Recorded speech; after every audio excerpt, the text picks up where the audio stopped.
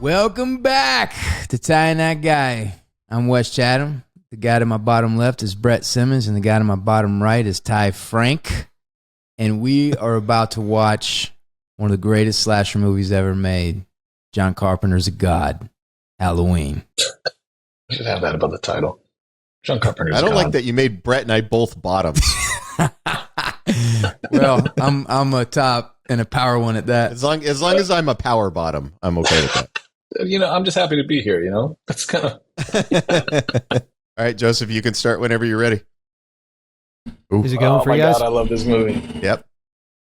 God damn it. It's not going for me. The classic theme music, man.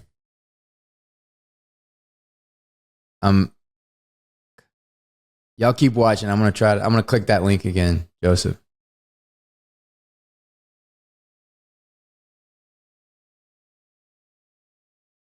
I love how John Carpenter basically did the same theme music for every movie he did, but made it sound different enough that every one of them is a classic theme. Every single one, I know. Like every single one is a classic theme, but it's all basically the same kind of song. Everything sounds like a John Carpenter score because they all sound like a very kind of like the same score. Yep. It's wild to me though because I was reading how he had like 2 days to score this movie, 2 or 3 days, like something insane. And it's like one of the most famous themes ever written. And oh yeah, and crazy. and the most ripped off theme ever. Yeah, 100%. Although to be fair, he was kind of ripping off Tubular Bells. Yeah, so like he kind of ripped off Tubular Bells a little bit. I didn't think about that because Exorcist was before this. Oh yeah, yeah, that's right. I never thought about that. Yeah, he kind of ripped off Tubular Bells a little bit, but after him, everyone ripped him off. Like, wow. Like every low budget horror movie I watch has their version of the Halloween theme. What's also crazy is John Carpenter doing the music is how he was able to negotiate getting his name above the title. Because he basically was like, I'll score it for free. Like, I'll score it for free, but he was kind of leveraging. But if I'm doing that and I'm taking that hit, you guys have to give me this. And he did that on all of his early movies. So he kind of took a big financial hit each time in order to get his name above the title. And he did it by scoring the movie for free. Isn't that crazy? I mean, what would somebody have made in the 70s writing a film score? I don't even know what he was giving up. I know. I guess it started on Precinct 13 because they're like, we have no money. And he's like, don't worry, I got a piano, but it's an electric one. I got an electric piano and a dream. It is crazy how iconic the opening credits are too. Well, yeah, exactly. And this POV opening shot. Do you guys see the porch with the jack-o'-lantern? Yep. That's what we see. And there's the teenagers making out. I love every chance that I have to connect a movie I love back to Back to the Future, and Dean Cundey shot Back to the Future after this. So, just the greatest thing ever. The old teenagers making out. So to me, this is one of the details that I start to like spooky to me. He's like, are we alone? She's like, no, it's just Michael. Or, he's here. And then, so at that point that this is a normal kid, that this is, so something about him snaps in this moment. This is the creation of Michael Myers. And we get a good first perspective into there. And was it something because his sister's having sex? Is there something sexual about this snap? They never explain it, and that's what I like about it. That's why I hate. We don't know. I hate all the Halloween follow-ups that tried to explain Michael Myers. Yes, I think that's a terrible idea. Don't explain it. It's just this is a thing that happened, and what makes it terrifying is that it is not explained. And exactly, because but there's enough in there where she's like, yeah, it's just Michael.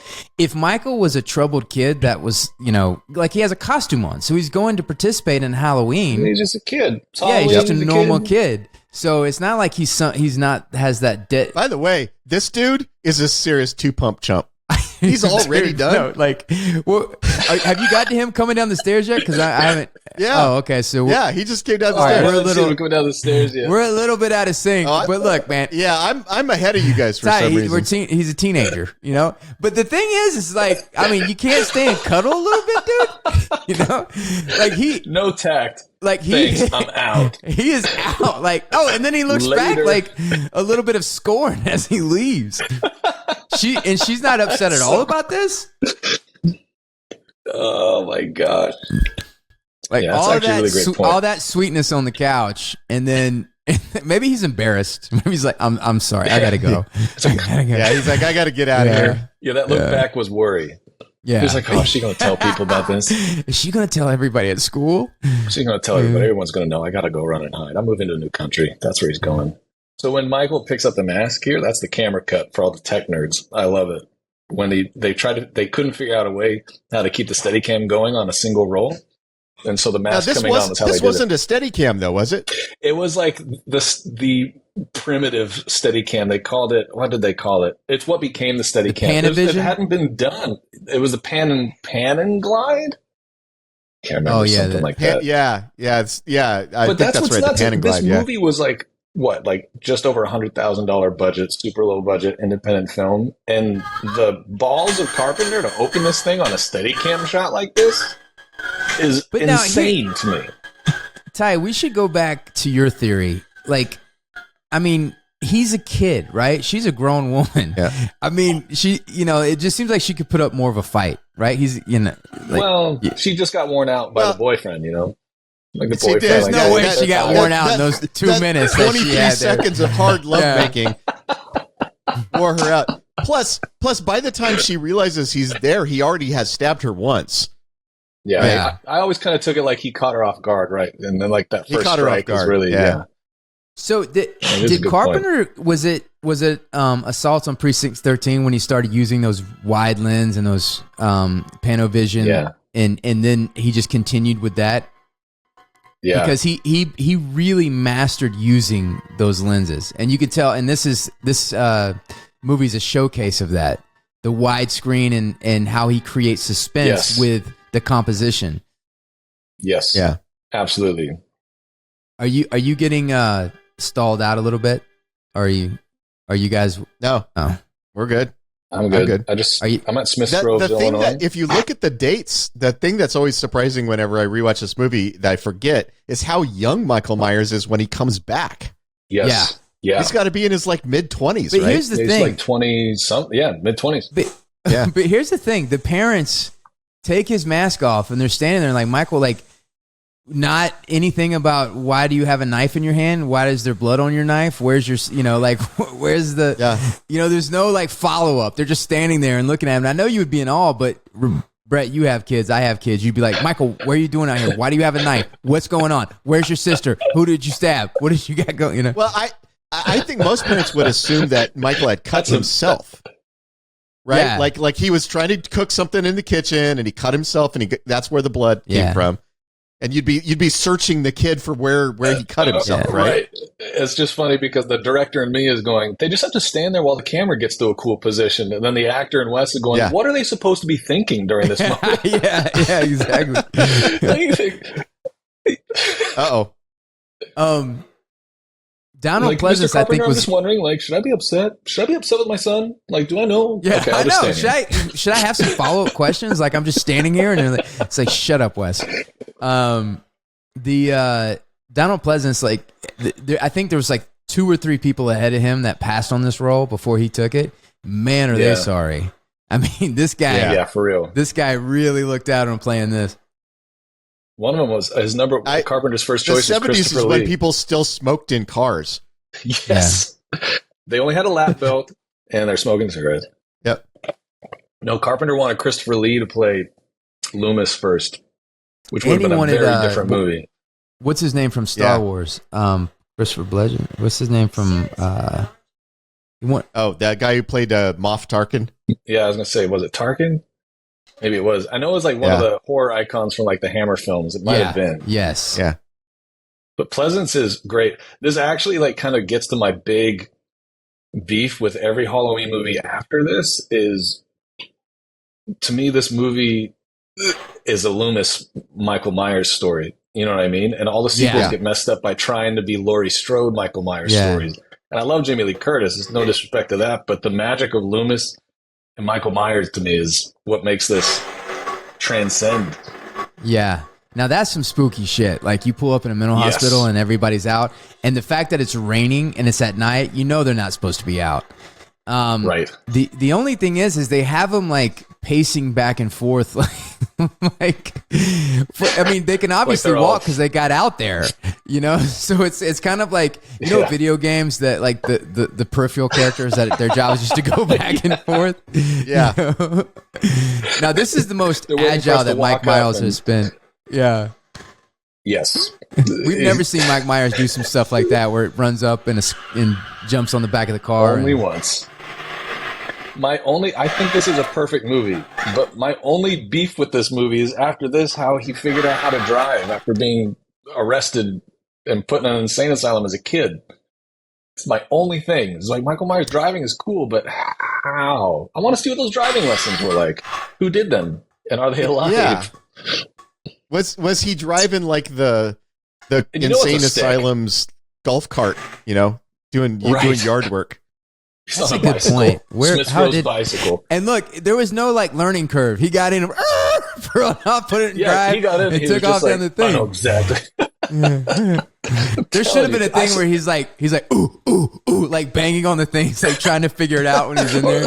Or at least hearing like the clutch he's grinding. A caveman? Yeah, exactly. Yeah. That was definitely Michael because he didn't not kill know how her. to drive. Now, this is what's great, okay? We know that this thing is on the loose, it's gone, and so now we cut to a really sweet-looking suburbia, widescreen, spooky.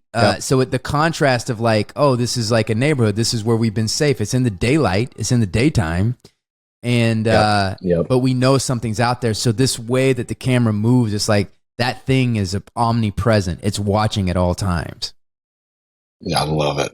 And Carpenter's score here when we get to Haddonfield is also one of my favorites. It's like so synonymous with the Halloween like season to me.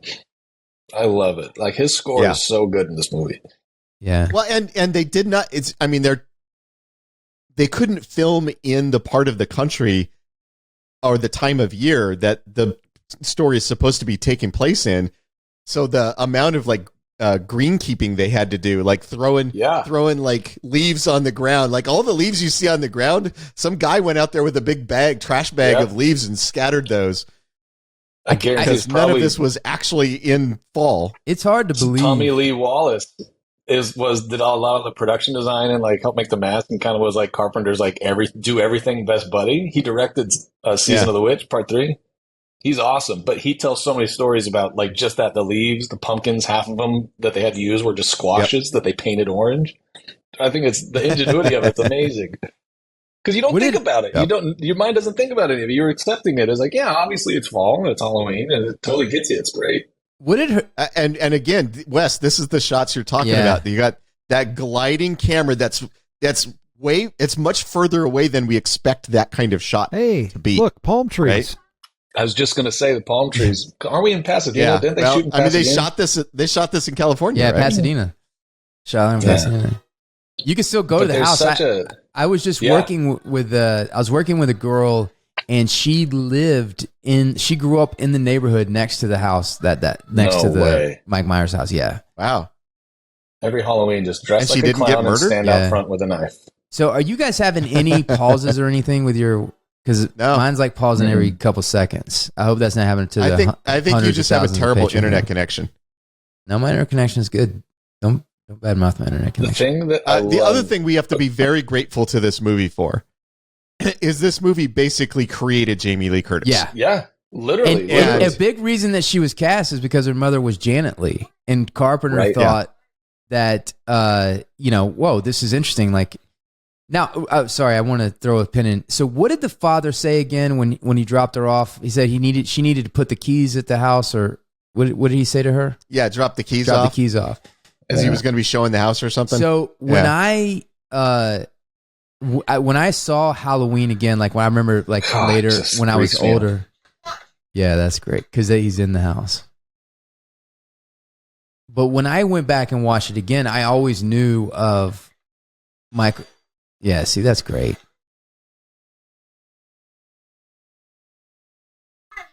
God, so this movie is so simple, and that's the thing that so many of the sequels. Oh, do you hear that? It's you hear so that? simple. What? The guy says. So I think I'm still a little bit ahead of you guys. Are you hearing the Loomis and other guy argument yet? I am. In this argument, he says he couldn't have gotten 150 miles away. He can't drive a car. And Loomis says he was doing pretty well last night. Somebody must have given him lessons. So they put some dialogue in to explain that. All right, okay. So it's not a plot hole. So you're ahead of us, Ty. Yeah. I don't know why I'm ahead of you because I restarted and clicked on the link again. I just watched Loomis drive away. Okay, I'm just seeing Loomis. So probably the things that I'm talking about, you guys are way beyond me because Loomis is just walking out of the thing right now. Oh, yeah, now I'm in the classroom. Yeah, I'm already up into the school. Joseph, is there a way to get us all in sync? Other than watching it on separate feeds and just trying to sync? Because, this is supposed to be in sync for everybody. I'm in the school right now, and it's closing in on Jamie Lee. It just caught up. Yeah. Now I'm in the school. Yeah. Now, this scene right here where she looks out and sees Michael, first of all, that's terrifying. Yeah. And that's great. And this is what I love about this movie. And this was so interesting to me about this film as a kid with other things is like, it's in the daytime, right? And it's just straight up. And since it's close to Halloween, you're kind of like, what's going on? But they did a homage to this in It Follows when she's sitting in class. Yes. Great movie. But that's what's so great is there's a simplicity to everything that's happening, and there's a confidence in letting it be a mystery, right? Like not feeling overburdened to explain it all, just to let these simple moments play out. And there's just such a confidence in this movie and a confidence in its simplicity that makes it so magic to me. Yeah, I mean, you really get the sense that John Carpenter, right from the start, knew exactly what he wanted from his movies. Yeah. And like you said, the confidence to just do what you want to do. Yeah, just do it. It's like, we're just going to glide with them across the street. We're just going to hold here while they come to camera. Like, it's just so simple. Yep. And what I love, kind of to what you're saying, Wes, like how much is happening during the day, that Michael's just stalking, and the sequels miss two of my favorite things about this movie that I think are incredible. Are this movie doesn't have very much blood in it. For being so scary, it's not very gory, and it's also so suspenseful. And so much of Michael's MO is stalking and watching, and he kind of, after this movie and all the other, the slasher craze, Michael kind of started emulating more of the other slasher killers more. Whereas here, like, he's just a patient stalker, which terrifies me. And see this, like right now, this is all you need, where Michael Myers is at his school and the kid runs out and he bumps into him. This right here, because of steel. The anxiety and the tension of like, what does he want? What is he going to do? He's this guy that escaped. We know that he murdered his sister. And the fact that he's just stalking all these people, that the mystery of who he is, the suspense of what's happening, this is what they have forgotten when they make other Halloween movies. And they think it's the kill, which is the kill is such a smaller percentage of what this movie is. Yeah, there's only a few kills in the movie. It's right. There's not a lot. Like, this movie has a palpable sense of dread from the very beginning, that you're kind of just anticipating just something bad is going to be happening the whole time, which is what really makes it so scary. Like, even like you were talking earlier before we started, Wes, about like Michael behind the hedge. Like, that's what we think about. Like, we think about Michael behind the hedge, or Michael standing in the laundry, staring at Lori, like the car outside the school. Like, that's stuff terrifying. Is so scary. Yeah, just driving. God, I just love it. But I tell you, only in the 70s and 80s can a man in a jumpsuit and a face mask just walk into a kid's school. Like, that's not happening today. Like, totally normal. Well, he doesn't have the mask yet. True. Hey, that mechanic's here. He's got the mask. No, but he doesn't. He's not wearing it. Yeah, he was. When you see him walking, you can see the bottom part of his face. The mask isn't on. No, it's the mask. You can see the mask. You can see the hair and the stuff. He was standing and staring at Jamie Lee Curtis with the mask on. Really? Yeah, you can see I didn't think he was wearing it yet. Yeah, you can see the fake hair in the periphery of the mask. Oh, in the house, when he's in the house? Yeah. think I did see him with the mask on in the house. I always assumed he wasn't wearing the mask yet either. And because when he was staring at Jamie Lee Curtis, he was wearing the mask at that point. What's interesting about when he ran into the kid, I didn't think he had the mask on, but I could totally be wrong. What's interesting about that mask is after this movie was wrapped, they did away with the mask, and they've said that they've never been able to really replicate that. No. Like that mask was so spooky, and it was just such a coincidence of how it all came together that they can't replicate that original mask. Which is like the biggest tragedy of this whole franchise. Like, I know which one I'm watching based on how the mask looks, and it never looks as good as it does in this first movie. But I want to go back and say another thank you to this movie for creating Jamie Lee Curtis, because she had an amazing career, is still having an amazing career, and it all started with this. Yeah. So, she was. It really is. She was fantastic in Everywhere All at Once. What is that? Everything Everywhere All at Once. Everything Everywhere All at Once, and that movie was insane. I really love that movie. Yeah, and that's just like 2 years ago. Yeah. She's still doing work like that. Yeah. Here's our part coming up. I'm not a big fan of the new Halloween movies, but she is great in them. Like, she's good. She's awesome. I don't think I've ever seen her be bad. So, like, some actors, you know, they can be in terrible movies, but they're not terrible. Right. Yeah. That's such a good Wasn't point. There I don't a think virus? there's any, there's like a movie with her and some alien technology robot. Yeah, it's a terrible movie. But she's not terrible in it. Yeah, it's true. Like, I haven't heard anybody ever go, Jamie Lee Curtis ruined that movie. No. She's kind of like, she has a career like Sigourney Weaver, like just has a lot of class and talent and consistently good in anything she does. You know? Yeah, here we go. Yes, here it is. Here's your scene, Wes. Yeah.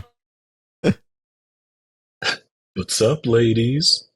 Remember when you were a teenager and you were yelling speed kills at people as they drove by? It's PJ Souls. She was dating Dennis Quaid at the time. Whoa, really? Oh, really? Yeah. Dennis Quaid was almost Bob in this movie. No really? Way. Yeah. Oh, that's funny. See, he has his mask on then.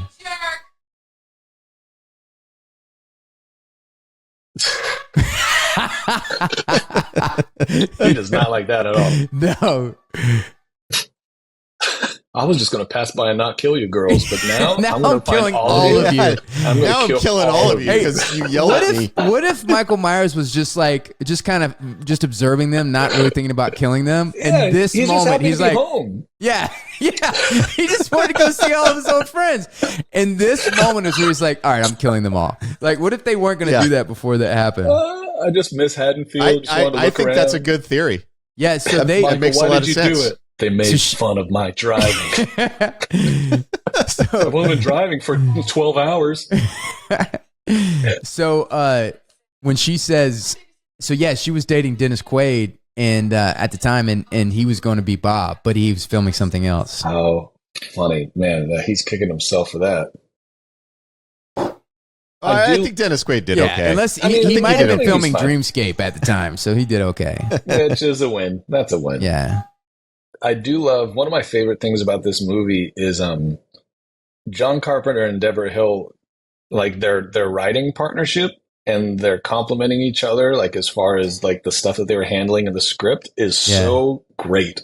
Like all the stuff with the girls feels so authentic and genuine and engaging, whereas so many times in horror movies it's so easy for it to feel forced. Yeah. Or unnecessary. And I don't think any of that stuff watching them. Like, I feel like it's like I'm just a fly on a wall just watching people live their lives and I'm engaged.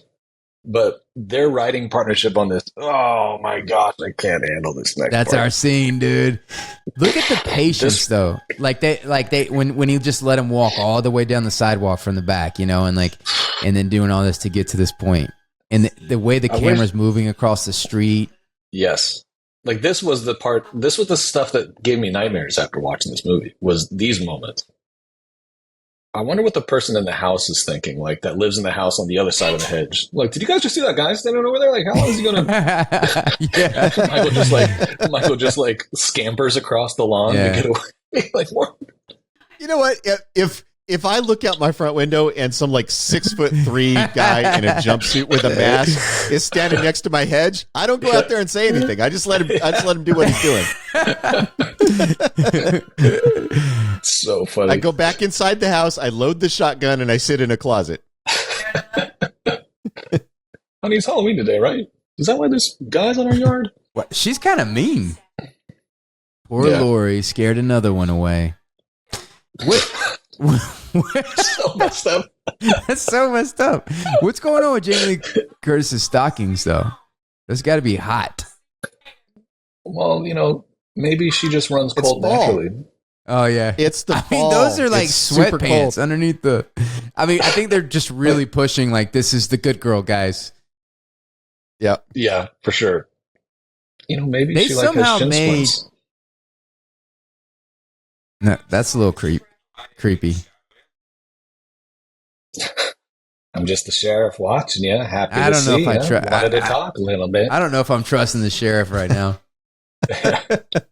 He's a little close. You know what I'm saying? Yeah. And when does Anyone who sheriffs talks like that do? close to you. Is he walking patrol? Oh no, that's his house, right? Yeah. Yeah. Oh yeah, that's right. house. 'Cause that was his daughter. Yeah. Yeah, her friend there is the daughter of the sheriff. So Oh, okay, that makes sense. Hi there, Lori. I do think he was hanging out a little bit in a weird place. I remember you thinking that used to be Michael Myers' car when I watched this. I was like, oh no, he's parked outside.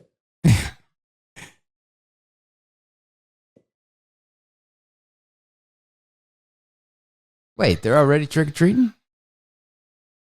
Yeah, man, some of those kids get greedy, man. I'm starting at like 3:00. no, I mean little kids always trick or treat when it's still light outside.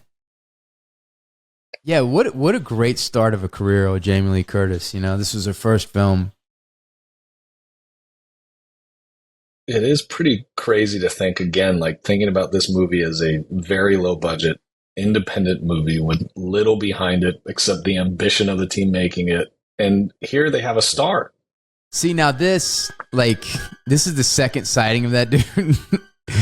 This is when you're going to get, and she does. That part. Those are the things that would haunt me. Him in the hedge and him there in the laundry was always the score is just great. Dude. Yeah.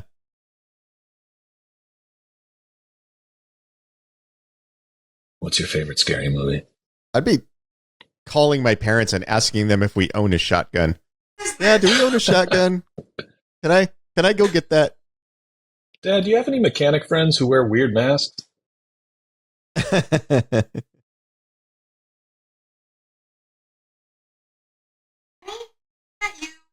See, but like the movie's confidence to just let you be in this unsettled state of what is happening and where is this going it's not rushing to get to anything. It's just letting you squirm and deal with the journey. And I love that about this movie. And it's really patient. And the behavior with their friends and everything and the way the cameras move, it's all interesting. So you're engaged because the suspense and mystery is holding your attention. And I've heard people say that a modern audience won't be patient like this, that movies are required to get to the gore or the action scenes or whatever faster because audience won't sit for it. But I just watched Barbarian, and Barbarian does the same thing. It takes like 40 minutes to get to the first scare. How was Barbarian? Great example. I thought it was great. Yeah, I haven't seen that yet. But it's great. I just watched that a couple days ago. Yeah. Yeah, and the whole first section of it is the buildup and the suspense, and something is wrong, and something bad is going to happen, but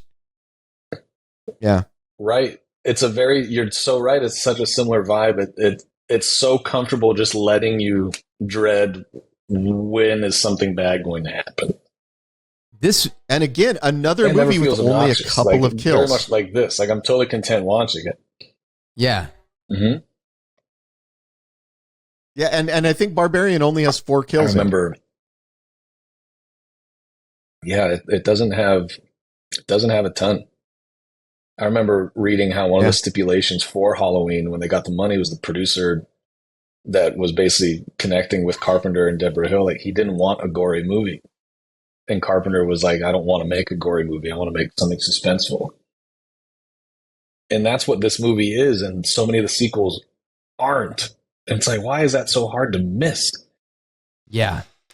Yeah, it's like they've missed what it was that made it so good. Yeah. Well, I think one of the things that is true in filmmaking, and I'm going to speak for you here, Brett, is when something is successful, it's astonishing how many people watch it and learn the wrong lesson from it. Yeah. 100%. Even Halloween was good because people get killed. And then, they're like, I can make an even better Halloween if people are just getting killed nonstop through the whole thing. But there is, what is interesting is go ahead. Sorry, Brett.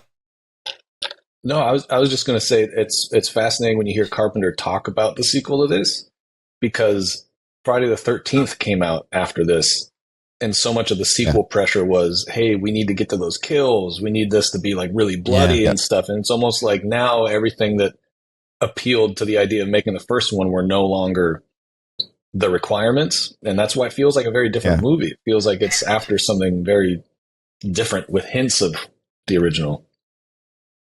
And, I think there's so much, like there is, you got John Carpenter, who's just one of the great, filmmakers, and you got the score and you got everything, but there's also a little magic, because John Carpenter made The Fog after this, and The Fog, like, we did the podcast about it. We enjoyed the movie, but it just didn't have the magic that this had, right? It didn't have the patience. It didn't have the suspense and the mystery. And, so there is a little bit of that magic. It feels like that there's something, just the right time and the magic that just made this movie really work. Yes, the fact that it was Halloween and they never used the title Halloween before. In fact, they got Jamie Lee Curtis, who turns out to be right. I feel like The Fog suffers from trying to do too much, whereas this movie's not trying to do. It's just making a meal out of very little. Yeah. You can also tell that Jamie Lee Curtis is the good girl because she smokes pot, but she doesn't like it. Right. If she liked it, then she wouldn't be the good girl. And that's what's crazy, though. Is I wonder how many people that watch this movie know that that's kind of the cliche now, but this movie was the movie that kind of originated all of this, right? Like, her not engaging in all of the sins of the teenagers, like, that's now standard cliche in horror now, but she created the final girl. She created exactly. Like, she is the one here. And so I hope people recognize that, like younger kids watching these. Also, if you've just been smoking pot in your car with the windows up, do not pull up and roll down the window next to your sheriff father. What's up, police officers? Why don't you walk over here and lean in my window? Wait. This is where he stole the mask, right? He got he stole a mask and a bunch of knives. Yeah, and some rope. I forgot to mention earlier, because we were talking, how much do you think a headstone at a graveyard weighs? Yeah, how did he rip that out? First of all, how did he find that gravestone? That's my only other issue with this movie, was driving, which we now have solved. And I didn't realize, but he's preternaturally strong. Is he walking through Haddonfield holding a headstone above his head? Like, have you been to, like, do you see the size of that graveyard? How did he find the grave? Yeah, I mean, maybe he had time to look, but I don't know how he didn't get caught trying to heave it out of the ground and drag it to his car. He didn't have time to look. It all happened in the same time, the same day. So he went out there and knew where that. Yeah. I doubt he went to the funeral. Oh, there he is. You see him? Did you see him drive by?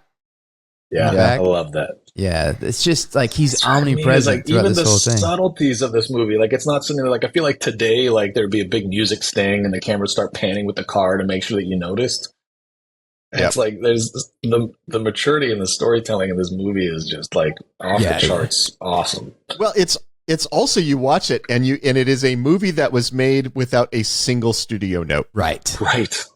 Because you're watching it and you're going, oh, the studio would ask for this, the studio would ask for that. Carpenter doesn't have any of those things in there. Well, you know what's the musical sting and the panning camera, that would be a studio note. Yeah, studio. I don't know if the audience is going to notice the car. Could we do something there to signal that the car is there? Right. Maybe track with it. when the sheriffs walk out of the hardware store, could they hold up another mask to show that he stole a mask that looks like this one? So we know he stole one that looks like this. Yeah, that would be a studio note for sure. But Brett, you talk about the simplicity. Oh, sorry. Go ahead.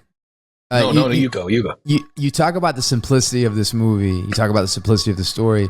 I find that a lot of the great films are really about something like a core simple idea. It's saying something very simple, very basic, and then you can add layers on top of that, but at its core it has to be that thing. And so to me, the simplicity is a measure, like you talk about The Fog trying to do too much, and films doing that, but I think it's a measure of like the maturity and the experience of a filmmaker of understanding like what is the core of the story, what is it trying to say, what is it about, what is it, and really condensing that down and stripping it down, and it's always way more effective. Yep. And Carpenter, whenever you hear him talk about anything he's made, but especially with this, he seems like a very kind of like a pragmatic dude. Like he just doesn't care about frosting. He doesn't care about sugarcoating. Like he's just like, this is what it needs to be, and this is what it is, and deal with it. I don't care if you like it or not. Which I really love, because it really, you see that in his filmmaking. Like it's very tight because of that. This reminds me of a little bit of like Terminator, when Arnold Schwarzenegger's just always prowling and is just is like a shark, and he's just looking both left and right all times. I mean, look at that. She has no idea. What's up? I'm watching you. Trick or treat. It is crazy how cozy they made California look. Yeah. I know. California's never looked this cozy. Pasadena is that kind of neighborhood, right? Pasadena's but it's not fall-y. It's not like the seasons. Like that's a squash changing on the deck. That's not even a pumpkin. That's a squash. Right. When we were talking earlier about Carpenter, I was going to say that he has Final Cut. He had Final Cut on all of his movies. And part of that was just like with the score, he used the score to leverage his name above the title. He used his directing fee to leverage Final Cut. Here you go. I'll do it for half if you give me Final Cut. And so he just was constantly leveraging what they were going to be paying him to get control of his movie. And so it's wild because you think, he didn't get any studio notes, but he didn't have anyone weighing in on his edit. Like he got to decide. And I just think it's so cool, because what it feels like is what this movie gives you is a unedited, unfiltered, single voice, like Carpenter movie. Like it's Carpenter's movie from beginning to end. Like every decision, the whole thing. And it makes it great.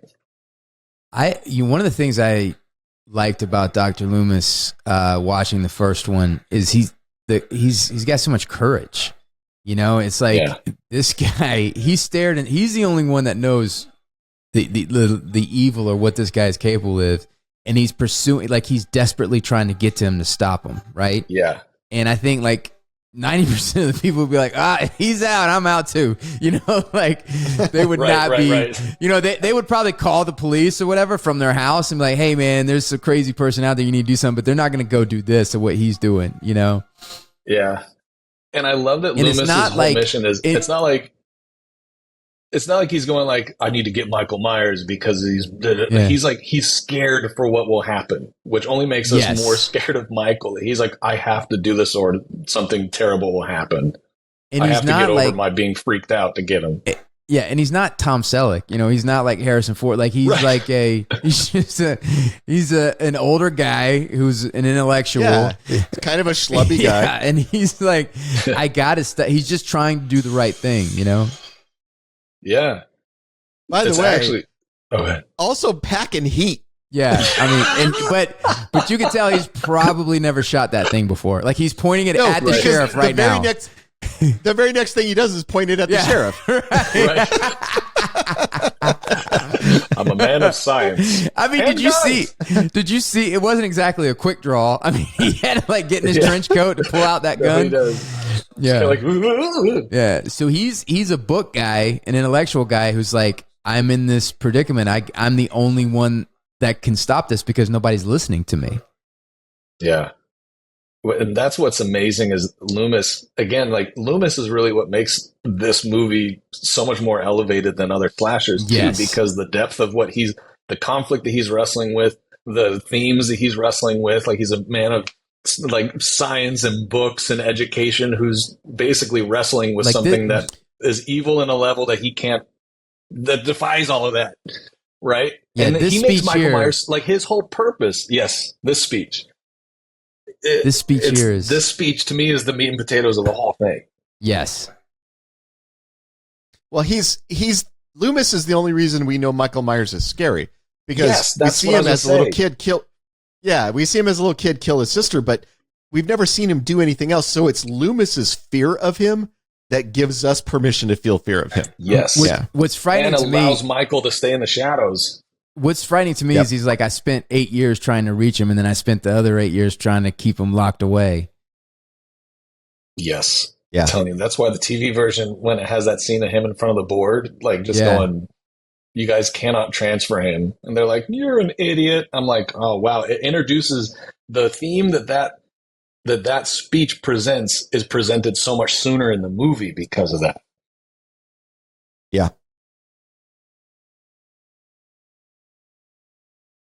If you recast Loomis with Tommy Lee Jones and recast Michael Myers with Harrison Ford, this movie could almost be The Fugitive. Except Michael Myers is not an innocent a movie man. Where Michael Myers jumps off a dam. I didn't kill my sister. I don't care. Yeah, what if Michael Myers is like, he's a completely innocent guy. It's like somebody that like is just framing him for everything, you know. It was a cameraman that killed my sister. I wasn't even there. The one-armed cameraman. Yeah. I do think when you talk about Michael too, it's another thing that I don't want to knock Rob Zombie's Halloween, because I really respect the creative exercise of it all. But what I love about this is Michael Myers is so normal and average. And that's obviously what Carpenter wanted. He wanted him to be able to walk down the street on Halloween and not be noticeable. Yeah. That's what makes him so dang scary, is how insignificant he is.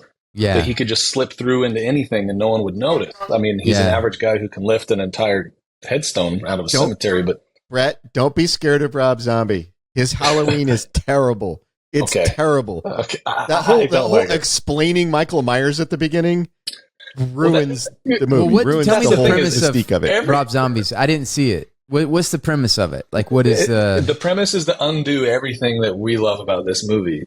And the shot of Michael's shadow in front of the house is terrifying too. This is like, think about it. How long are we in? And there's been besides the opening scene, there's been no blood. We're 42 minutes in.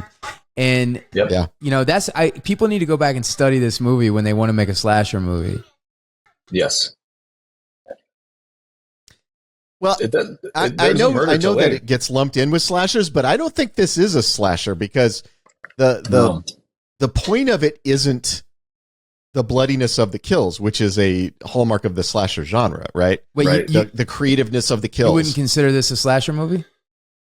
I mean, I think it's hard to pick a genre for it, because it doesn't have all of the things that slasher movies have. It doesn't have more super creative bloody kills. Right. It's more of a suspense thriller. Like, I remember Carpenter, when he sat down to write it, he said he was inspired by Psycho, like Hitchcock's Psycho. And he was like, I just want to make a movie that feels patient and elegant and simple. Would you consider Psycho a thrasher or a slasher? No, it's a suspense. It's a suspense I'd probably thriller. Consider it more. I mean, I think they're both horror movies, but I think they're both the same brand of horror, which is suspense thriller, you know? Yeah. Like, they are so excruciatingly suspenseful. And and all the sequels become about how can we kill people as quickly as possible, as gross as possible. Michael's got just fun in its own way. Mike Myers has a little bit of some perversions. He's a little bit of a pervert going on. Well, look at this shot, like him looking through the kitchen window, right? Is the equivalent of Anthony Perkins watching. I can't remember. She spilled something on it. Oh, okay. Something stupid. Something stupid. But it's the equivalent of Norman Bates watching the bathroom through the peephole, right? Like it's smacking on popcorn, staring through the peephole. but it's in a neighborhood and can happen to anybody. But it's just so unnerving. And by the way, I love that on TV they're watching The Thing from outer space. Yeah, The Thing, yeah. Dude, I love it. I do too. You know, Howard Hawks was John Carpenter's hero. Yeah. And a lot of the things, like he did Assault on Precinct 13 to be like Rio Bravo. Yeah. He was just inspired a lot, you know, redid The Thing and certain things like that. So cool. Yeah, we got to do this for The Thing. I was going to say what's wild to me is that The Thing this is the perfect horror movie, and The Thing is the other perfect horror movie. Both John Carpenter. Well, and it's in one of my favorite genres. It's sci-fi horror. Yeah. Which if you can do that well, those are my favorite movies. Yes. Brett, agreed. what's your strike zone for horror? Like your favorite type? God, I mean, I love this. Halloween is my absolute favorite. The Thing is my other absolute favorite. I'm very partial to haunted house movies as far as my own brand of like what I like to do. Like I think haunted house movies are terrifying because Michael Myers, the only thing that ever didn't get me about Michael Myers is when I was a kid, I was freaked out by the idea of him watching me in my house. I wasn't freaked out by him killing me. I was freaked out by him watching me. Yeah. But I always thought if he came in, my dad would beat him up. My dad was a police officer, so I was like, oh, my dad will kick his butt. And then it's like, I don't need to worry about aliens in the snow because I'm never going in the snow. But ghosts always really freaked me out because I was like, I don't know what I would do. If this was real, because your dad can't beat up a ghost. Yeah. Exactly. That's exactly right. Like a gun won't do anything. A bat won't do anything. My dad won't do anything. So haunted house movies have always really, it's actually why Nightmare on Elm Street messed me up when I saw it. Yeah, that was just about to say. Do? Nightmare on Elm Street really got to me because it's like inside your head, it's psychological. Like you can't, like, you know, Mike Myers, you look and it's like, especially in this one, it's like he's a crazy person. You feel like, you have a shot. You can, you know, you could, you hope you be more physical than him. You can outrun him. He has the element of surprise, you know, and your ignorance is what he uses. Like you're thinking that everything is normal. But with Nightmare on Elm Street, when they come and it's inside your head, those things like Ghost has always been the thing Ghost that gets me real bad. Yeah. Well, and I grew up religious, so any movie where it's like a demonic possession or a demon is coming after you, that always freaked me out. Because that to me, the demons is like the combination of the ghost and the most evil. You know, because you know, a demon is like, what are you going to do against a demon? I mean, it has like the same rules of ghost in some ways, you know. Yeah, but it starts to prey. But more it's more on powerful. It starts to feel like I don't know if I believe in this stuff, but am I inviting it into my house by watch? Yeah, I remember Ty loves thinking if I watch The board. Exorcist, it's going to happen to my house. Oh, dude, I can't. Oh, when I was a little kid, all the religious people I knew thought that if you went and saw The Exorcist, a demon would follow you home. Yeah, I remember a lot of they seriously believed that was true. I remember thinking I bought Paranormal Activity, and when I brought it home, I had a thought while I was watching it going, wait a second. Did I do something to my house by bringing this movie into my house? I didn't, by the way. I was okay. I didn't. But I thought it. I thought it was. Because none of that stuff is actually true, it turns out. But when I was a little kid, I totally thought it all was true. Ty and I have a different opinion about Ouija boards. Like, I'm like, I would not touch a Ouija board. And he's like, Ouija boards are fine. Hey, we can't have Ty's feed cutting out here, okay? Right. Let's stop talking about Ouija boards, guys. Ty and I were arguing. Listen, Brett, Ty and I were arguing about the Ouija board.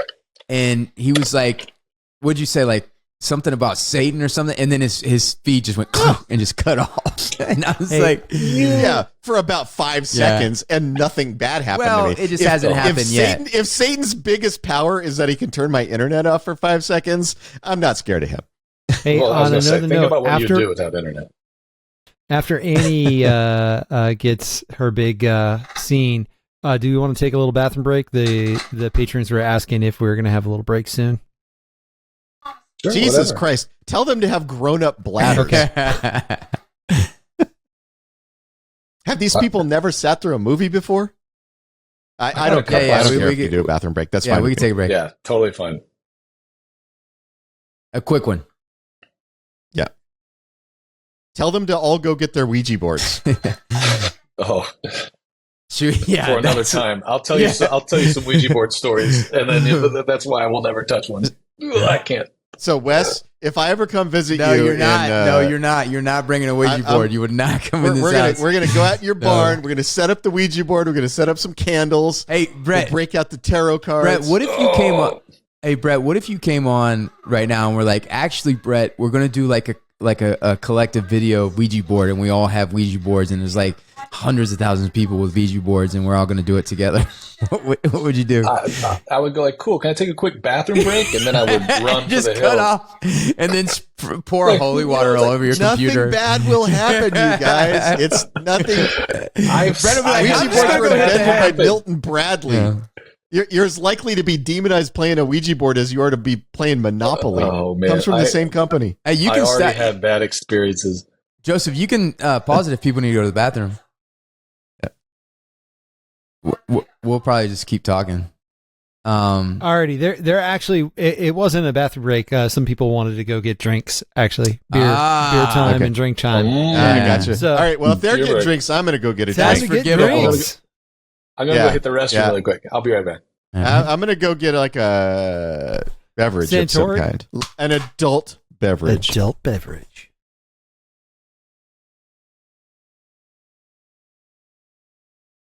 But there was no reason for her to change that shirt. Like, No, there was a reason. We saw that side reason. Boob. It's so that we could have some I know, some side boob. And that's what I'm saying is like in the movies in these days, like they would have those moments of like, oh, let's get, But see, that's the thing too, is like when we were comparing that to Psycho and like Anthony Perkins watching Janet Leigh in the bathroom, that felt like a moment he wasn't supposed to be watching.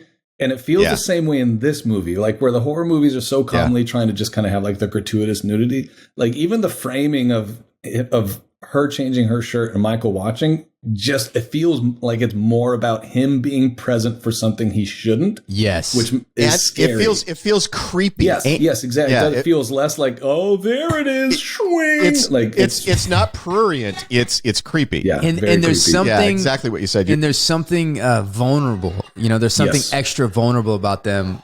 Without it's like an invasion of privacy, which is all about. Yeah. How Michael Myers is like so scary. You feel like you're a peeping Tom. Yeah. Mm-hmm. Yeah. But I do like how she decided pants are not a thing anymore. She's just shirt cocking it now. Just like this shirt's long enough. I can just shirt cock That's like it. my dad. My dad came home one night and it was cold out and he had his members only jacket, his underwear, and his boots and high and knee high socks. And I was like, where did you go? Because I went to see the neighbor. And I'm like, you didn't put pants on? He's like, I was just walking down the street. I guess it's just how it used to be. Yeah, I was like, all right, man. Just how it used to be. And his members only jacket was tucked in. Oh, he had a little thing with Susie, a not neighbor. Long one. Yeah, he was like that guy. But his members only jacket was tucked into his underwear. That's the thing. I always wondered because we walked in earlier on just a second ago. Laurie Strode's carving a pumpkin on Halloween night, and like, how many people wait till Halloween night to carve their pumpkin? That thing's going to go out for. It looks like she's going to put it on the porch in time for nobody to see it. Yeah, for nobody to see it. Yep. So is that like a thing? Because all the Halloween movies do it. Everybody's like carving a pumpkin at some point. It's like, Happy Halloween, just starting my. It's like, is that a thing? Brett, that reminded me of Husk, the car in the garage. Yeah. It actually is funny. I thought about this movie a lot when we were shooting it. Garage scenes. That's the other thing that I noticed. You mean you were a young horror director deliberately emulating maybe the greatest horror director of all time? Isn't it weird? What are the odds? We watched The Thing. We watched The Thing when we shot that movie. It's crazy how much you can just watch these movies to an extent that you just baked these things into your subconscious and they just live there every single day. Yeah. Like if I met a horror director who was like a young horror director and they claimed that they weren't emulating John Carpenter or that they didn't know who John Carpenter was, that's the one I'd be suspicious What's your of. problem? Like, yeah, what the fuck is wrong with you? This is interesting. Like to have the thing, like she gets in and it's fogged up in the car. Yep. And then she she's like, that's weird. And she does the thing with her finger. Like, it's just so creative. It's like, it's advertising something's up and then it's up. And what's crazy too is that there's no blood in this kill. Yeah. Like, no gore. There's no gore. And it's still horrific because it's also not cutting away. Like, that's what I love. Yeah. It's like you're forced to watch this happen.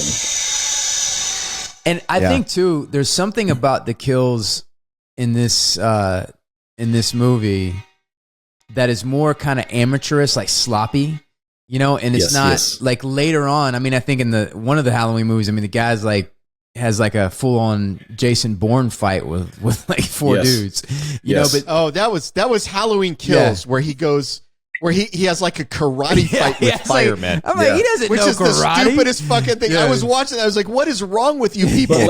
But let's not forget that movie also takes place 40 years later. So he's in his 60s. So maybe he learned it. 60-year-old Michael Myers is taking down a bunch of 30-something firefighters. But this is interesting. Well, he spent those 40 years practicing his karate. Lifting weights. This is interesting because he's just strong, and but it's very clumsy. Like the murders, it's very sloppy and clumsy, and that's scary to me. Yeah, because it feels more like he has a drive to do this, that exceeds his ability to do it. Right. So his will is to make this happen. At whatever cost, it makes him feel like an animal. Yes, because like animals don't have technique. Yeah. Animals don't have like martial arts. They're just strong. Yeah. Yes, right. And that's what Michael Myers feels like. It's like when he gets a hold of you, you're fucked because he's so much stronger than you. But it's not like he has like boxing skills or something. Right. Like it's just you're going to die. However, he can accomplish it, even if it's sloppy, which is so much more terrifying. Exactly. I would much rather be killed by a dude with like ninja skills than by like a bear. Yeah, like if someone could decapitate me with one swing, I'd love that so much better than someone who's like slowly trying to strangle me or something.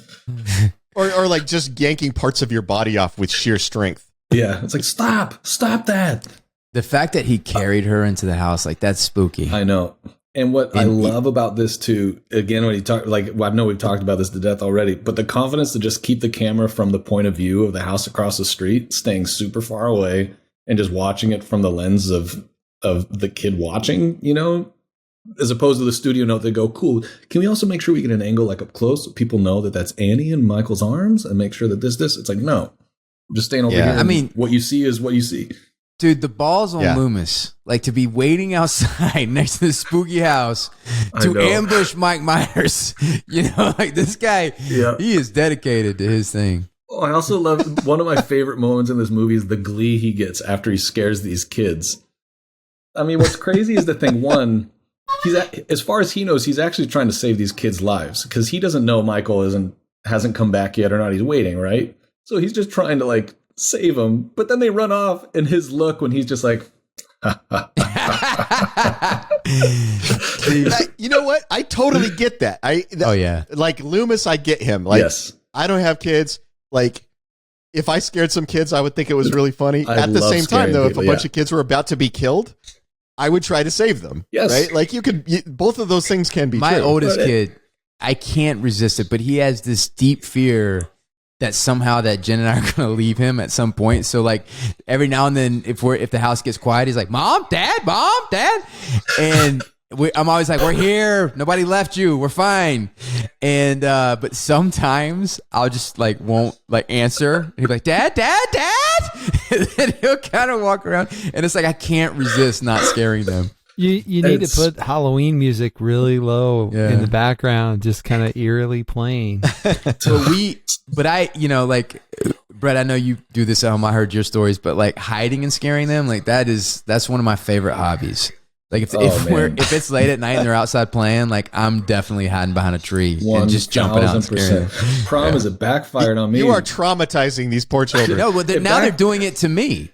Now they're like, they love it. They started retaliating and saw that, oh my gosh, Dad's hilarious when he gets scared. And now I'm like, sometimes I'll come home and I won't hear a noise. And I'm like, I'm actually nervous. I'm like, oh no, well, they're waiting for me. Someone's hiding around the corner. I hope some of the patrons watching it for the first time or didn't, I hope we're giving them a deeper appreciation for this movie. Now here's Bob. I think this is a cool character, and I think this is a cool van. Yeah, not Dennis Quaid. I think that only in the 70s could you have that haircut and those glasses and be considered the cool guy. I was literally about to say that. I love that about him. Is like it's the haircut and the glasses that make this just. I love it. And pulling up in like the van. Even 4 years later, you're getting the shit kicked out of you every day in school if you have that haircut and those glasses. It's like now. This is such a brief moment in time where you could get away with that. It would have been cool if Dennis Quaid was that guy. This is the only time, too, that you could be so cool driving that car. I'm the guy with the van. What's up? We love it. I think that van holds up. I think that's a cool van. Yeah, see, Wes, you are a child of the 80s. You think vans are cool. I do think they're cool. Well, and Mr. T had a van, so you know, I pity the fool who talks shit about the van. That's true. Wait, was the door open? Unlocked? It was unlocked. Did you guys catch the threesome talk?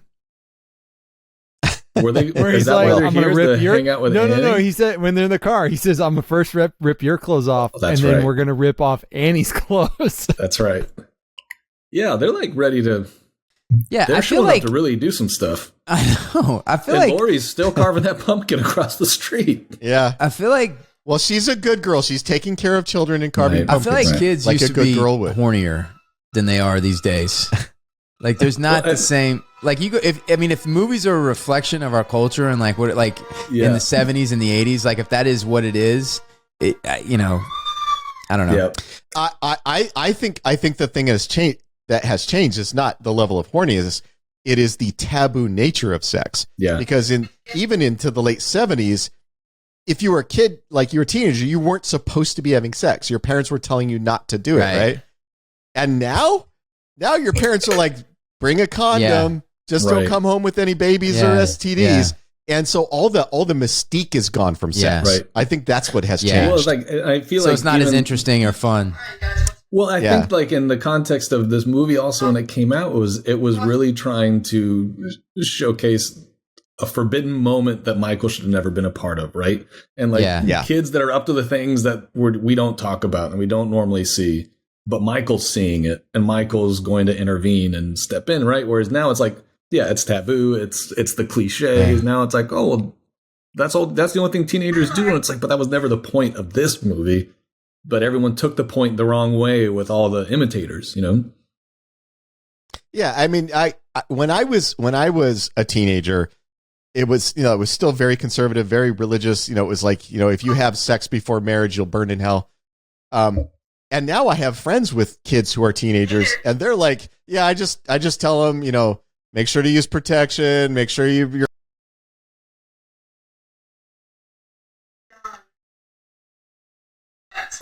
Dang it! Did we lose time? He talked about the Ouija board earlier. I know it. He'll jump back on.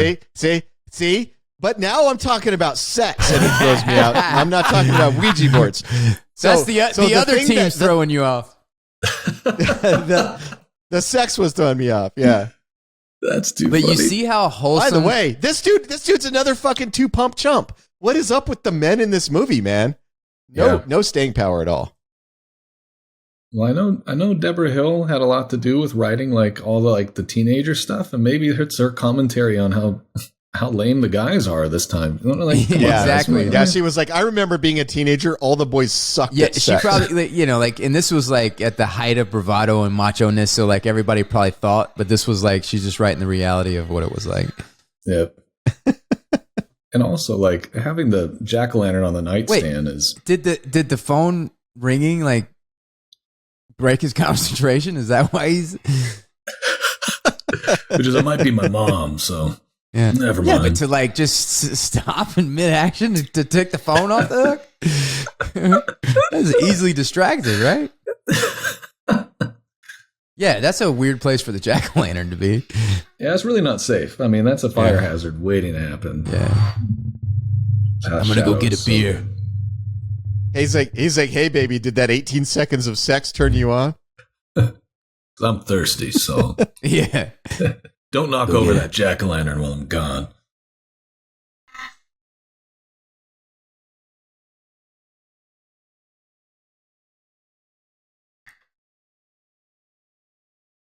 Yep. put on those glasses. Yeah, let me just get my glasses back on. I kind of dig those glasses that are kind of a little shade to them. I want them. They would look good with your mustache. Okay, if I ever meet up with either of you in real life and you're wearing those glasses, I'm giving you a wedgie. I have to Google that one. Those are just swirly. Please give me a wedgie glass. What if I step out of a blue van? Like, what if I'm like, hey? Okay, if you have that haircut and the glasses and the blue van, then I will think you are a time traveler from the past. I'm like, how did you get here? Is there like a Mr. Fusion in your van? Yeah, I'm visiting from Haddonfield, 1978. That'd be pretty cool, though. I got to admit. Oh, yeah, smoking in bed still, too. That's like... Yeah, see, that's so nasty to me. They would do that. I remember, like, do you remember, like, going to, like, your uncle's house or whatever, and there'd be ashtrays by the bed? And it's like, how did you think about that now? And it's like, oh God, how could you? The ashtray by the bed, completely filled with butts. Yes, I mean, the bedroom like smelling like stale cigarettes. Could you imagine what the sheets would smell like? Here we go. This reminds me of again. This reminds me of Terminator this is so. See, he's super strong. See, that's what's crazy too, is like part of what makes this kill so memorable is it's truly one of few kills in this movie. Yeah. Are you guys already at the kill? Yeah. You are a little ahead of me. He's about to stab him. He's strangling him against the wall. Yeah, and so see, there's no, like, it is just brute crazy strength, right? There's it's just brute strength. Yeah. But it does, like you were saying. Ty, did you ever? Brett, did you watch Silent Rage? I haven't watched it yet. I have it queued up. I was actually going to watch it later tonight or tomorrow. I haven't gotten a chance to. I got sucked into the cabinet of curiosities. Look, dude, he skewed the guy against the wall with the butcher knife, and the guy's hanging off his feet. And he just admires it. Oh, and he just stares at him. It's like you were saying, Tyler. Like, it really characterizes Michael like an animal in the sense of, like, there's a drive to kill that pumps an adrenaline that allows you to be able to accomplish something you wouldn't be able to accomplish before or after, right? Like, it's just the drive of the moment. And this here, the ghost with the glasses used to be the scariest thing in the world to me. And he, Michael Myers has a little bit of sense of humor. Yeah, I know. There's two, like, there's a version of it that you could really look at it as funny, like, oh, this is kind of ridiculous. But then there's also a version of it to me that actually makes Michael seem even scarier, where he's like, I'm going to allow you to think that I'm somebody else. Well, I'm going to fuck with you. Yeah. Exactly. Yeah. Where it's like, oh, he's not just a killing machine. He's like ready to play with his prey and taunt and he's like, I'm gonna fuck with your head and then I'm gonna kill you. And by the way, I have a headstone down in the garage that I'm about to drag up here and decorate that bed with. Where's my beer? I mean, as you do. Yeah. It's just so weird that he put the glasses on, and it's kind of like the first, because he is so animalistic. Like, this takes thought, I know, that's what I mean, is like the thought to put the glasses on over the sheet so that she further suspects it's Bob. It's just all just perfect. Yeah. And even here, like, and then Laurie's like, are you being choked right now? Yeah. What's going on? But even here, like, this is the second kill in the movie that has no blood. He just strangles him. It's just like Annie, just strangles him to death with his hands. He's murdering people with his bare hands, no blood. Like, I feel like the studio note today, if this movie got made, would be like, what if he put his thumb into her eyeballs and, like, gouged her eyes out, or, something like super gross, And the only noise that you hear from him is like animalistic. Like, there's no human sound. It's like, it's like grunts. What's what terrifies my wife me too? Brought me coffee. Hey, congrats. Him breathing so hard behind the mask also freaks me out. Yeah, I mean, that mask is like, it's so good. So good. It's just brilliant. Well, it's so scary because nothing about it should be scary. Yeah, exactly. Like, it's just a canvas for you to project onto. Like, it's so dang scary. It's blank, emotionless, inhuman terror. Yeah. Mm-hmm. it gives you the sense that when he murders, like you get the idea that behind the mask, that same expression is on his face when he's killing people. Just nothing. There's just nothing. Actually, I talk about this a lot when I'm like trying to develop stuff like creatively, like behind the scenes. Like one of the guys that helped develop the Scarecrows and Husk, like we talked for like 3 hours about the Michael Myers mask alone. Because so many horror movies try too hard. Like they're like, we want this to be scary, and the mask's like all ghoulish or making some kind of like scary face or something. And it's just like, I feel like you're advertising what I'm supposed to be thinking. You're not you're not simple enough. You're trying to push me into an emotion that I'm not otherwise feeling. Whereas the Michael Myers mask is literally trying to accomplish nothing, and by that is accomplishing so much more. Well, Wes and I talked about this a little while ago, that the most powerful scene is not when an actor cries, it's when an actor tries to hold back crying. Yes. Totally. That holding back crying gives the audience permission to cry. What's interesting about Black Mask is that because those masks were elaborate, but what made those masks scary is that guy created that mask to strike terror in the hearts of these kids. Yeah, Black Phone, yeah. Yeah. No, I actually loved the mask in that because, same thing. Like, I liked that it was modular and that it was almost like it was smiling to try and make him seem nice when he was not acting very nice, and it was frowning when it was trying to show he's disappointed again. Like, the mask was being used as a deliberate, like something deliberate to communicate a message, which was brilliant. Right. I just loved that. Yeah. Ethan Hawke is like on another level in that movie too. He's so good. He's good in that movie. And it's terrifying. The most terrifying shot is when the kid sneaks out and goes up the stairs but he turns back, but you go up and see what was waiting for him. And he's sitting there with a belt. Like, that's a scary shot. So dang creepy. Wait, Loomis saw the car, right? He saw the car that Michael was driving? Yeah, yes, he did. You know, I heard that they raffled off that station wagon. They actually borrowed that station wagon, or they rented it from Illinois, and they raffled it off, and somebody had it for like 30-something years, and then somebody bought it and completely restored it, so they have the Mike Miles, completely, like it's that like mint condition. Wild. Wouldn't that be cool to have? Would be cool. I would not be able to pick my kids up from school in it. Oh, but I would definitely, I'd want that van too. But I definitely would be doing that. I'd definitely be picking them up and dropping them off at school with it. Wearing a mechanic's jumpsuit. Yeah. Just standing at a fence. Yeah. I think if I tried that at my kids' school today. Oh, I mean, I feel like if I was within a block of my kid's school, they would. Like a police officer would show up behind me. Yeah. Yeah, Ty did drop off. Hopefully they'll be back. He'll be back on. Saw that all that Ouija board talk. It's what it is. Don't do it. Yeah. This house almost looks like, see, it's a bit, I think that like the movie magic of it, it's a bit dirtier than what I remember. I remember being like white and pristine and. Yeah. Well, like it has a lot more. Go ahead. Like the way this movie's shot is, it's also like it's not afraid to be dark. Like it's not afraid to just let it fall off into shadow and look. Yes. It's not afraid to let it look normal or dirty. Yeah. Like it's just all natural, which is just it's awesome. But I just like. Do we want to pause before we get to like the money reveals? Yeah, but there's a lot of suspense stuff, so we'll let it play until it gets to. Okay. Yeah. But again, the wide in this moment, how wide the screen is, how wide the lens is. When she's walking around that house, you can have so much in the foreground and the background and everything because you're just constantly searching. You're constantly looking for everything. Like, where is he? Because when you watch this for the first time, you're constantly searching the frame because they had him. They set it up where he pops up in so many different places in so many different parts of the frame.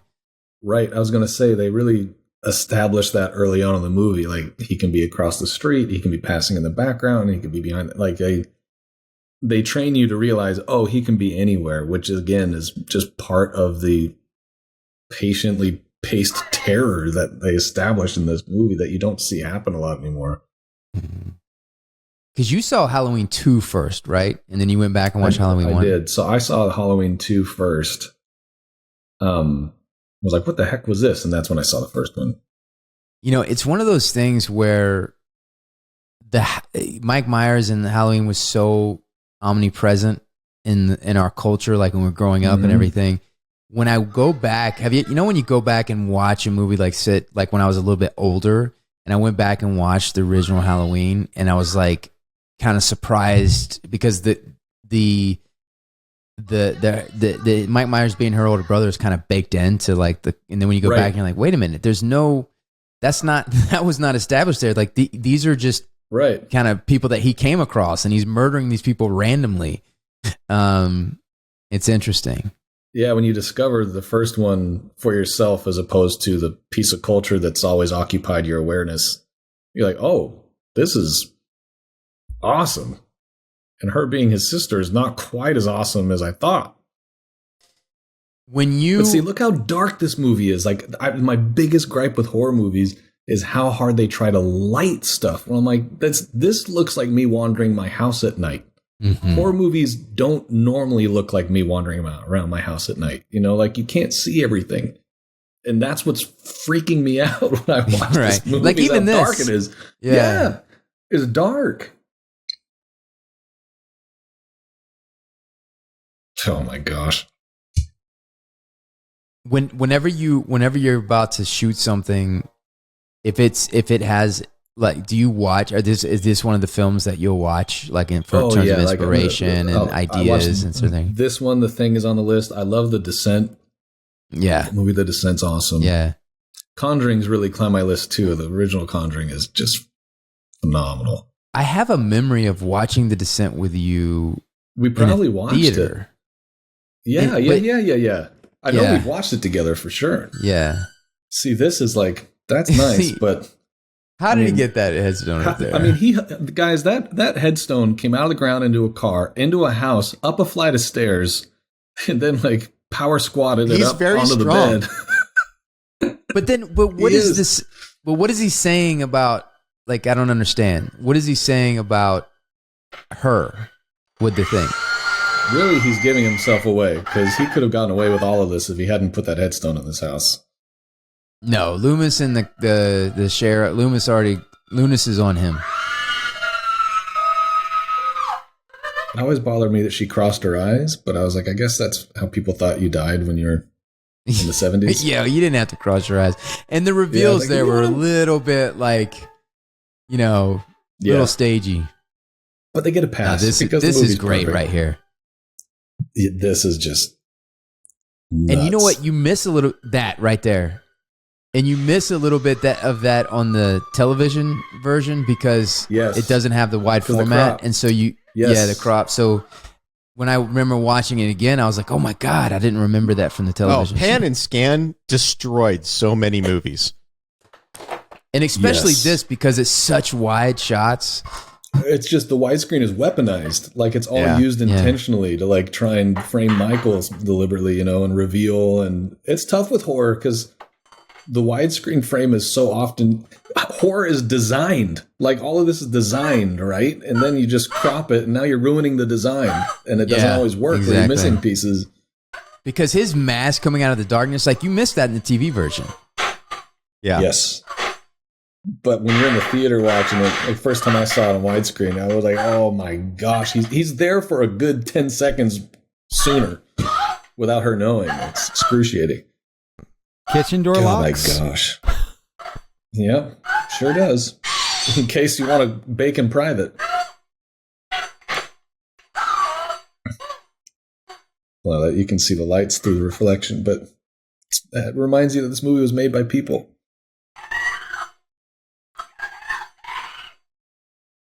Gosh, wait, did you see people walking?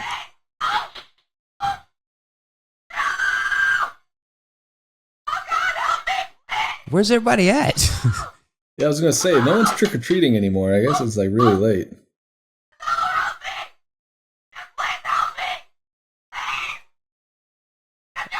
Oh, that's cold-blooded.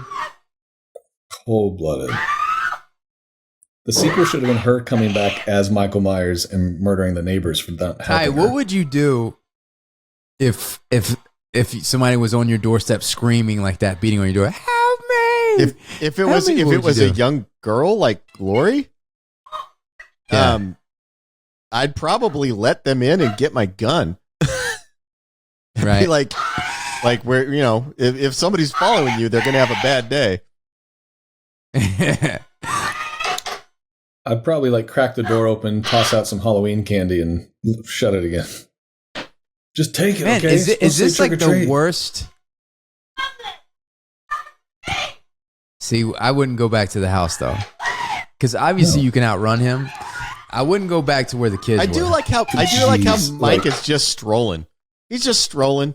Yeah, I no know. hurry. What's crazy is we've all seen this movie so many times, and even right now, watching this for the 1,000th time, him walking across the street towards camera still makes my heart race. Yeah. Wait, did he cut the line? First of all, how did he cut it so fast? He just pulled it out of the wall. Second of all, he was behind her. He just pulled it out of the wall, right? He called the phone company before he even left. While she was looking at the headstone in the bedroom, he called the phone company. And I was like, "Excuse me, hi, Mike Myers here. Could you please?" See, he can drive. He knows karate, and he understands how phone lines work. Yep. Man, he really learned a lot in Smith's Grove. Yeah. Was the idea he came through the window, right? Like the window was open? That's great. Yeah. Love that. I like how primitive and violent and raw and amateur like the violence is.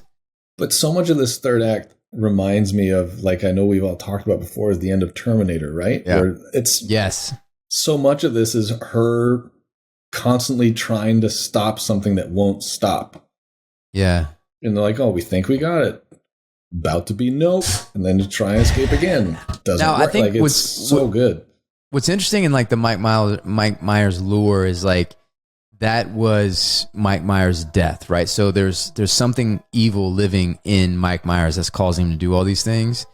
And that was his death. And then the thing that rises is the evil thing that's got complete control now. Oh, interesting. Yeah. I haven't heard that, but I like it. Like he transitions to full demon after this. Yeah. Yeah, there's like he was possessed. I do like how Loomis is just strolling. Just strolling. Yeah. Just strolling. Yeah. If I was this cop, I would start to suspect Loomis. Yeah.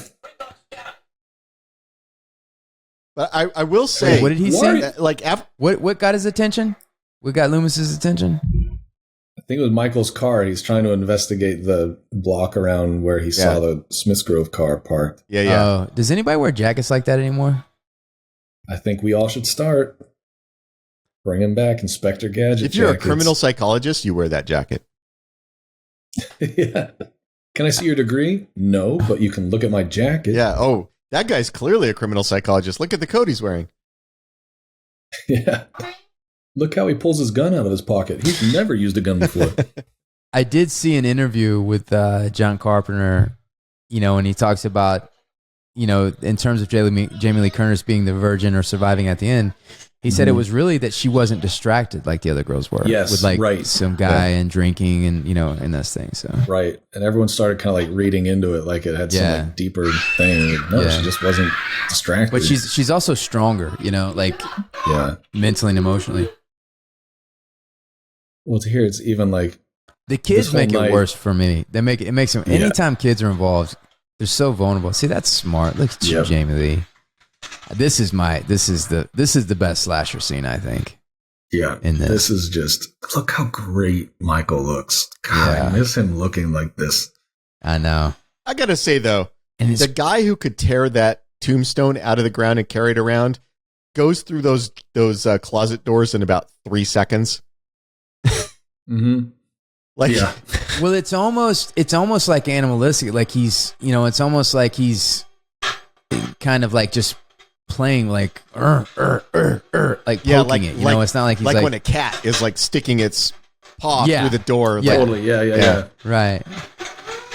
Like gorillas do stuff like this. I mean, they're so incredibly strong, but they'll like kind of like play, and when they break it, they kind of look at how they're surprised they broke it and kind of look at it and everything like that. And it's almost like he's into the fear of it. He knows it's terrorizing her. Right. He keeps dropping his knife. Yeah, that's true. He needs to hold that better. But I want to speak to like the primal nature of Michael, which is what makes him so scary, because that's something that can never be negotiated with, right? Now, you talk can't about negotiate thinking quick. with a gorilla. Yeah, I've tried to, whenever I want to do s'mores, I've tried to undo those hangers, and it takes me much longer than it takes. You are not as strong as Jamie Lee Curtis, though. And that's true. I mean, that was a good target, like right in the eyeball there.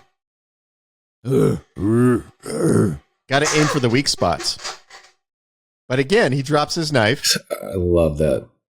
Yeah. But then again, like how the now listen, Jamie Lee, you got to learn from the past. Like you need to just straddle him and just stab him in the cut his head off. Just start sawing his head off. Yeah, start sawing the head off. It's just so impressive to me how Michael never says "ow." I know. It's like there's nothing human happening. I feel like I got stabbed in the eye with a hanger. I'd be like, "Ow, dang it!" What would you do if he did? He's like, "Ow, in my eye, oh, stupid girl." Stupid girl. I would be like if I stubbed my toe, I cuss a blue streak. So if I got stabbed in the eye with a hanger, it would be like a 40-second cussing streak. See, don't leave guys. We need to do a dub where you guys are doing the audio of Michael Myers. That was my eye. God damn it. Oh, come on. I was just trying to kill you, man. That's why you don't have a boyfriend. Yeah. Okay. You're so lame.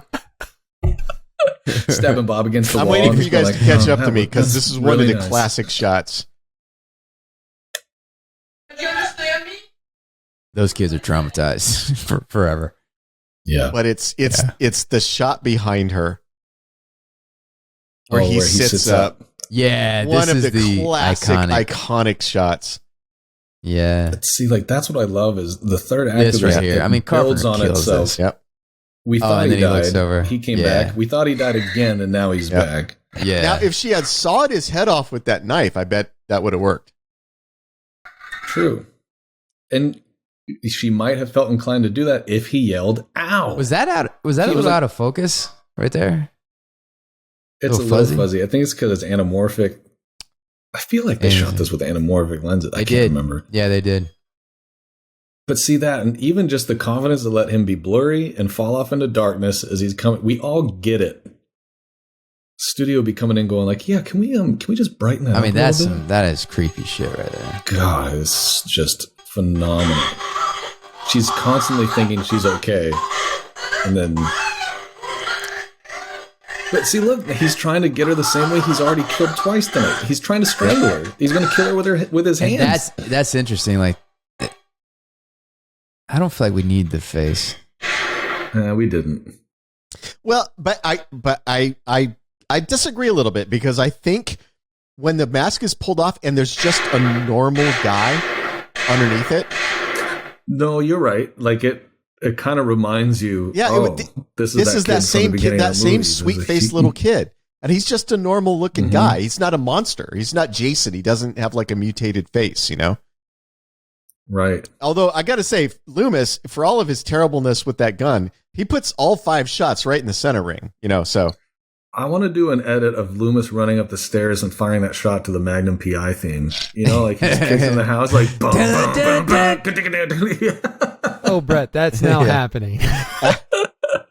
Action Loomis. Yeah, Brett. Boom, boom, boom, boom. We got some talent. The people watching with you got some really talented Patreon members. Yeah. There's some talented editors. I love that this movie ends with that shot of the yard and Michael not on it. Not being there. But it's then this right here, when they start going like to all the different, all the different scenes, different locations, and it's like he's always watching. Yeah, he's still anywhere. Like this movie has set up and trained us to understand Michael can be anywhere. And that's how it leaves us, which is just pure torture. Because he's now passed through the realm of the supernatural. I love that. Yeah, this is great. I'd never heard that theory before, that he died, but it's something supernatural component that keeps bringing him back repeatedly. It's really cool. I hadn't thought of that. That's interesting. I prefer my Michael with a supernatural implication. Like whenever there's a theory that something supernatural is driving him, I love that. I like the implication. I don't like when they make it explicit. Yes. Yeah, it should not be explicit. 1000%. Yeah. I agree with you. Totally. It's why it's another part of my problems with the zombie movies was trying to make it more of a documentary about a serial killer was disappointing because it robbed me of everything that fascinated me about Michael, you know? Yep. That was great. God, I love this movie.